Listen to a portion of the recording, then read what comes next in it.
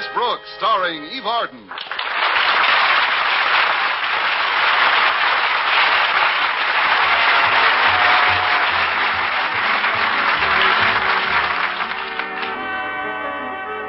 From time to time during the years our Miss Brooks has been teaching at Madison High, her relations with her principal have been rather strained. But so far this semester, she and Mr. Conklin have apparently buried their differences. Only because we couldn't do the same to each other. But actually, in recent weeks, Mr. Conklin has been rather considerate to me. At least he was until this past Wednesday. On that morning, he reverted to type and ordered me to be at his home an hour before school started. So promptly at 7:30, Harriet Conklin admitted me and said she'd see what her father was doing. At 7:35, she returned covered with lather, so I didn't have to ask. Then she excused herself and went into the kitchen to start breakfast. At 7:40, the doorbell rang, and since no one was around, I stood there for a moment undecided what to do. But in the Conklin household, no one remains undecided for very long. Miss Brooks, would you please answer the doorbell? Please answer the doorbell, Miss Brooks. Answer the doorbell this instant. So I answered the doorbell. When I opened the door, to my surprise, there stood an American Indian in full regalia, and right behind him stood his squaw, who appeared to have a papoose board on her back. No sooner had I opened the door when the Indian said... Oh. Very simple. I turned the doorknob and it opened. Oh. I just told you. Lady, how is greeting? I, Chief Thundercloud. This my squaw. How? I just turned the door. Oh, no. Mr. Conklin live here? Yes, this is his wigwam. A house. Won't you come in? Mr. Conklin expect me. Me lecture at Madison High School today. The chief, he Mr. Conklin's friend. Oh, really? Well, I'm a teacher at Madison. You very pretty. Squaw, she Miss Brooks' friend. Thanks, Mr. Thundercloud. Now, Mr. Conklin ought to be down any minute, so why don't you two have a seat? Chief have seat. Squaw, she stand. Squaw, she stand? It is custom of my tribe. When chief sit, squaw stand. Now you understand? Do I? Squaw, have you got a squawk? That is, I don't entirely agree with that custom, Chief. Good morning, Miss Brooks. Well, Chief Thundercloud and Mrs. Thundercloud. Good morning. Good morning, Mrs. Conklin. How, Mrs. Conklin? Very simple. She just married Mr. Conklin. Oh, there I go again. Oh, Mrs. Conklin, is that a new fur coat you're carrying? It's stunning. Why, thank you, Miss Brooks, but I've had it for years. Matter of fact, I'm thinking of selling it. That's why I brought it out so early. Do you know someone in the market? Why, yes, I've been looking for a winter coat myself, and yours is simply beautiful. But you'd probably want a good deal more than I could afford. Oh, I don't know. I'll tell you what, Miss Brooks. Give me $100 and you can walk off with the coat. What do you say? If I had $5, I might sneak off with a sleeve. I knew I couldn't afford anything as luxurious as that. Oh, I am sorry, Miss Brooks. I wish you could have bought it. But if you hear of anyone else who might be interested, please let me know. Now, I'll be right back with your sack of flour, Chief. It's in the kitchen. Very good. And other things. Well, Mr. Conklin is still upstairs with your ham and turkey. And when he's subdued them, I know he'll bring them down. Sack of flour, ham, turkey? If I'm not being too inquisitive, Chief, what are they for? Well, pay for lecture at school. I give lecture and Mr. Conklin give goods. System of barter. Indians use it for hundreds of years. Me and Squaw always use barter. Don't we, Squaw? Miss Brooks, she very pretty. Chief, your wife might not say much, but what she does say certainly makes sense. Well, I think your system of barter is... I'm sorry to keep you waiting, Chief, but as you can see, I brought you your turkey and your ham. How, Mr. Conklin? It's very simple. I carried them downstairs in my... Oh, how? Yes, that's your greeting. Good. Now, I'd better put these things on the table before my arms fall off. Yeah, I guess that completes everything. The ham, the turkey, and this sack of flour on the couch. I'm getting rid of this old dress the first chance I get. Oh, it's Miss Brooks. Oh, good morning, Miss Brooks. But where is the sack of flour? Or your squaw bring it from kitchen. My squaw? Yes, sir. Right now, she's helping your papoose start breakfast. But while we're waiting for your wife, sir, why not tell me why you asked me over here this morning? Oh, yes, of course. Why ask you over here? Well, it concerns my wife, Miss Brooks. I want you to use your influence to prevent her from buying a pair of enormously expensive lamps, which I can't possibly afford. As you know, she thinks more of your judgment than any woman she knows. She does think that much of my judgment? Yes, the poor benighted soul. But I suppose we all have our quirks. Well, a number of nights ago at your landlady's house, she fell in love with a pair of hideous-looking table lamps, and since then she's been combing the town for an identical pair. Yesterday she found them, and they asked her $200 for the eyesores. $200! Miss Brooks, you've simply got to help me. But, sir, I don't see what I can do. Mrs. Davis discovered them in the attic about a week ago, and she just put them out that night. Say, wait a minute. If Chief Thundercloud can barter, so can I. Really? What tribe are you from, Pocahontas?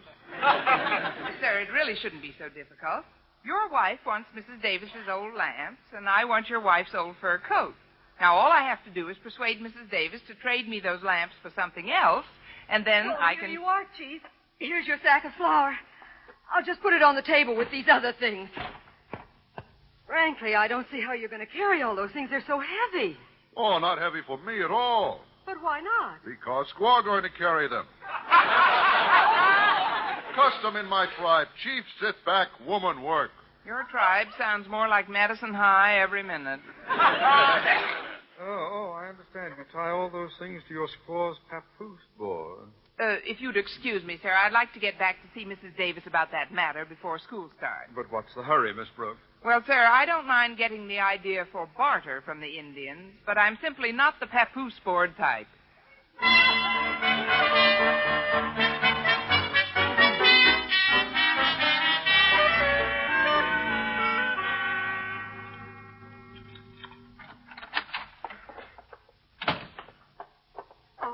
You're home. Did you have a good day at school, dear? Good day at school. Mrs. Davis, it's only 8 o'clock in the morning. Oh, I'm so glad. For a moment there, I thought I'd misplaced 10 hours. I guess I got a little confused. Why did you come home, dear? Well, because I had something rather important to discuss with you. Oh, it might not seem important to you, but it is to me. Recently, for some reason, this house has begun to depress me.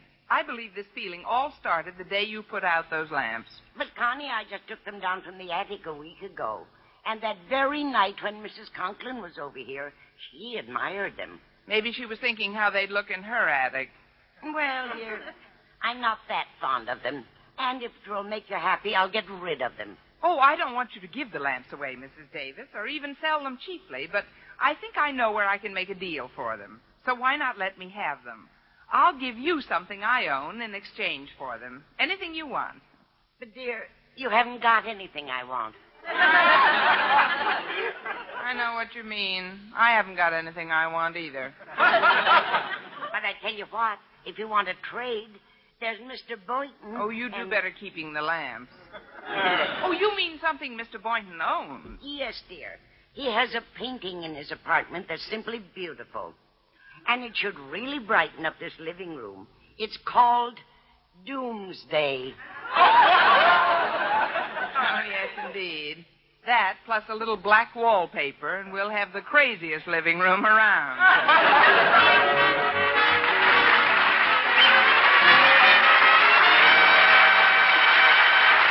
By noon, I was about ready to give the whole idea back to the Indians. However, realizing that adults sometimes get discouraged more easily than children, I decided to tell my story to Walter Denton when I ran into him on my way to lunch. Walter listened as I told him how much Mrs. Conklin's old fur coat meant to me and the great lengths I was going to acquire that coat. Well, now, let's see if I've got it straight. You want Mrs. Conklin's fur coat, and Mrs. Conklin would be willing to give you that fur coat, but she wants Mrs. Davis's lamps. and Mrs. Davis would be willing to give you the lamps, but she wants Mr. Boynton's painting. Now, let's see. What have you got that Mr. Boynton could possibly want? I'll thank you to rephrase that question. Hey, wait a minute. Of course. The cameo ring you're wearing. Oh, I've often heard him tell you how much he'd like a ring like that for his mother. Say, maybe I could trade him the ring for his painting at that. Particularly since his mother's birthday is next week. Well, sure you could, Miss Brooks. When you see him in the cafeteria in a few minutes, something he'll say will remind you of his mother, and you can just slide into the subject gracefully. Leave it to me, Walter. If there's anyone who can slide into something gracefully, it's me. And Mr. Conklin has the welts to prove it.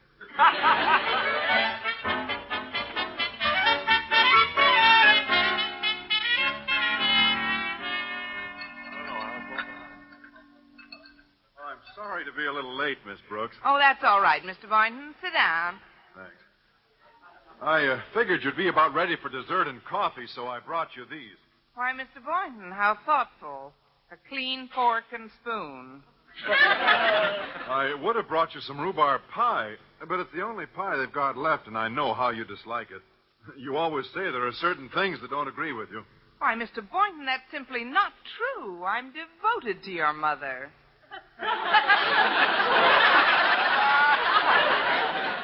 My mother? Who was talking about my mother? I was, and let's not change the subject. I know how you feel about your mother, Mr. Boynton, and I realize how much thought you've given to the important occasion coming up next week. Important occasion? What important occasion? Da, da, da, da, da, Say, that's very catchy. Yeah, The Maine Stein song, isn't it? Yes, the state of Maine is celebrating its birthday next week. Mr. Boynton, that tune was Happy Birthday to You. Oh, thanks, Miss Brooks. My birthday isn't for 6 months yet. Say, but by an odd coincidence, it is my mother's birthday. Eureka! Well, I know you must be giving a lot of thought to your mother's present. Why, no, Miss Brooks. Mother knows how little I can afford. She told me specifically that she didn't expect anything this year. So I'm tempted to forget the whole thing. I'm beginning to wish I had, too. But, Mr. Boynton, devoted as you are to your mother, you certainly wouldn't pass up an occasion like a birthday. Well, I certainly wouldn't want to if I could afford to give her something nice. Well, a nice gift isn't necessarily expensive. You've often said your mother would appreciate a cameo ring like the one I have on. Well, I'm proposing a trade. My ring for the painting in your apartment. Miss Brooks, you're not serious, are you? Well, I'd be delighted to make the trade, but... Then just be at my house at 8 with the painting, and we'll consummate the deal. There are a number of other transactions that will have to be made at the same time. Well, all right. Gosh, I didn't think anyone would ever want my painting Doomsday. It certainly doesn't do much to brighten up a room. Well, don't worry about it. In our living room, Doomsday will look like the Garden of Eden.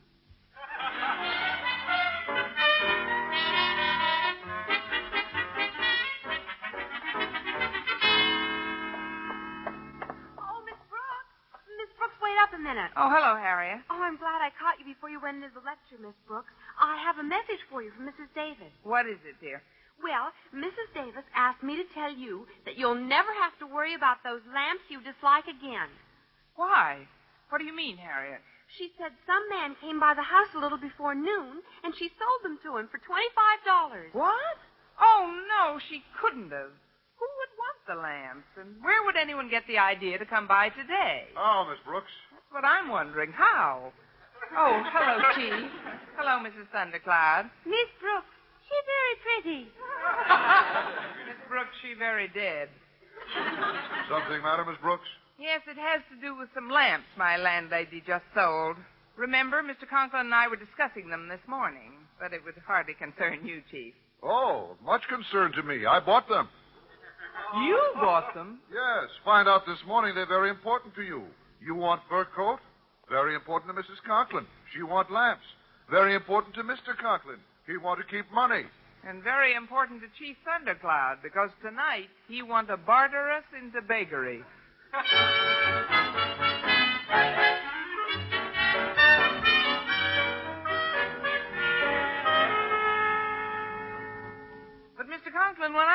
you over here this evening, I had no idea Chief Thundercloud would own those lamps. He just outsmarted me, sir. So could a slightly dopey 4-year-old child. Oh, you knew how desperately I needed those lamps? Well, it really wasn't Miss Brooks' fault, sir. But anyway, maybe Chief Thundercloud won't be so difficult to deal with. Boynton, take my word for it. Chief Thundercloud is one of the sharpest traders I've ever met. I have a feeling one of his ancestors was in that Manhattan Island for $24 deal, and he's been laying for us ever since. As far as I can see, you've brought your painting, and I've brought my wife's fur coat for nothing. Well, at least it's worth a try, sir. Oh, here they are now. Well, Chief Thundercloud and Mrs. Thundercloud. Evening, Miss Brooks. Please come in. The others are already here. Oh, well, Chief Thundercloud, what a pleasure to see you so soon again. That was a brilliant lecture you gave today. It's a brilliant. I don't believe you know Mr. Boynton, Chief Thundercloud. How, Mr. Boynton? That's the question I've been asking for 6 years now. How do you do, Chief? And, Mr. Boynton, this is Mrs. Thundercloud. Miss Brooks, she's very pretty. I think they're the only words she knows, but I love every one of them. Well, Chief, Miss Brooks tells me that you now own the lamps, but I assured her we'd have no difficulty coming to some trade that will be beneficial to us all. I think... Well, you did bring the lamps with you, huh? Lamps tied to a papoose board. Papoose board? Where's that? Right on the back of the mapoose.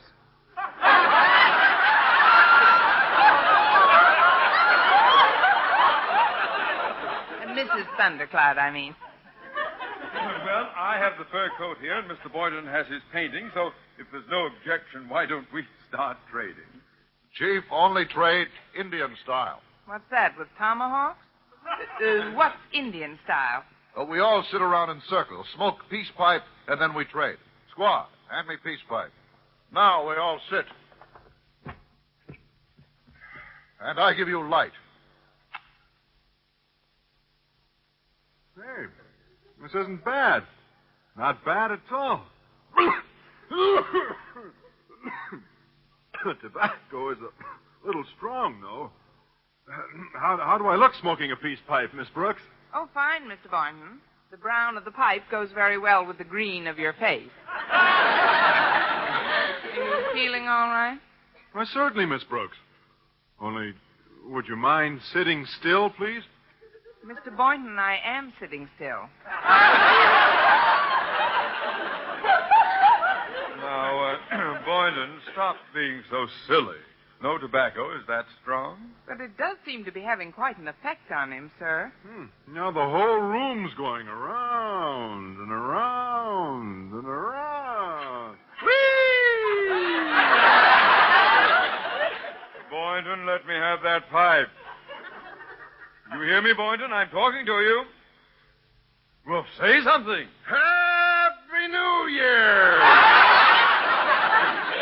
And when the real New Year comes around, he's in bed at 10 o'clock. You'd better stop smoking, Mr. Boynton. I guess I'd better. Well, I've never seen such a ridiculous display from a few measly puffs of tobacco.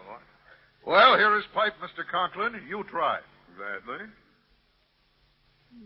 Say, this isn't bad. Tobacco has a nice taste to it. You don't find it strong, sir? Certainly not, Boynton. And you don't feel any ill effects? Well, of course not. Only, Miss Brooks, stop bobbing up and down this instant. She's sitting absolutely still, sir. You keep out of this, Boynton. All four of you. You see 4, Mr. Boynton? Oh, boy, let me at that peace pipe. Are you all right, Mr. Conklin? Sir, are you all right? Mr. Conklin, speak to us. Merry Christmas! Holy smoke. Oh, I don't feel very well. Neither do I, sir. Well, Chief, ready to trade any time now. Oh, I get it. First he gets us loaded, and then we're pushovers. What is offer, Miss Brooks? Well, I planned on giving Mr. Boynton my cameo ring for his painting. Then I was going to give you his painting for those lamps, and then give the lamps to Mr. Conklin for the fur coat. Afraid you made a mistake. I was afraid you'd be afraid. I will give lamps to Mr. Conklin for fur coat plus $100. $100? Oh, Gad, I've been ambushed. Well, it'll teach you to stay with the other covered wagons. Then I give fur coat to Miss Brooks for ring plus $50, and then give ring to Mr. Boynton for picture plus $20.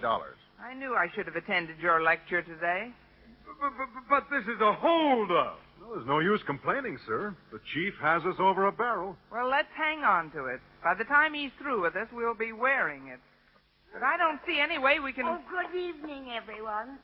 Please excuse this old house coat, but I was in the kitchen making you some hot chocolate. Oh, house coat's very pretty. You mean I'm finally getting competition from a house coat? Oh, house coat's very, very pretty. I like very much. You do?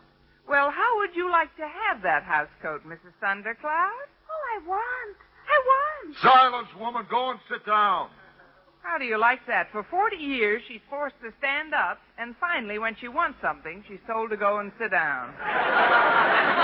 She will not have house coat. But I want. And you'll get. Chief, how could you refuse a simple request from a woman who's been such a good wife to you? A woman who works day and night for you, who stands while you sit, who carries your goods on her back. Where could you find another squaw like that? Yes, indeed. The poor thing deserves that house coat. No other man would dream of working a woman that hard. I'll remember that the next time I'm called into your office. But, Chief, if I were your wife and you refused a simple request like that, why, I'd refuse to work for you. Women in my tribe different. Squaw never refuse to work. Miss Brooks, she's taking off her papoose board. Goodness, not in front of all these people.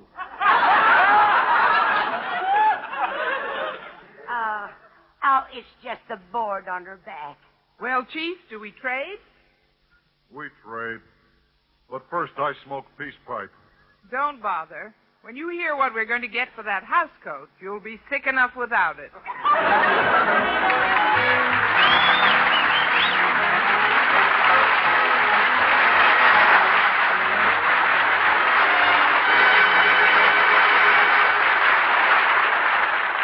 Well, the barter system turned out to be quite a headache for the chief. And now, here's our star, Eve Arden. Well, by the time I was through trading with Chief Thundercloud, I had my fur coat, Mr. Conklin had his lamps, Mr. Boynton had his ring, Mrs. Davis her painting, and Mrs. Thundercloud had the house coat she wanted so badly. For the house coat, the chief had to pay Mrs. Davis $29. When the chief and his squaw had left, I heard some words I had never hoped to hear during my lifetime.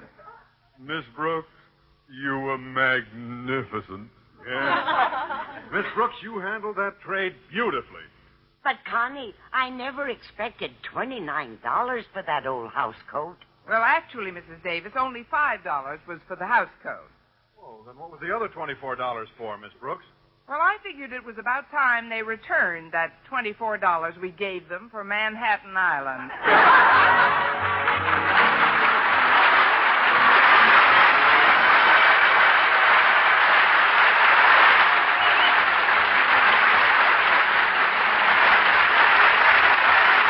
Our Miss Brooks, starring Eve Arden, transcribed, was produced and directed by Larry Burns. Written by Arthur Olsberg, with the music of Wilbur Hatch.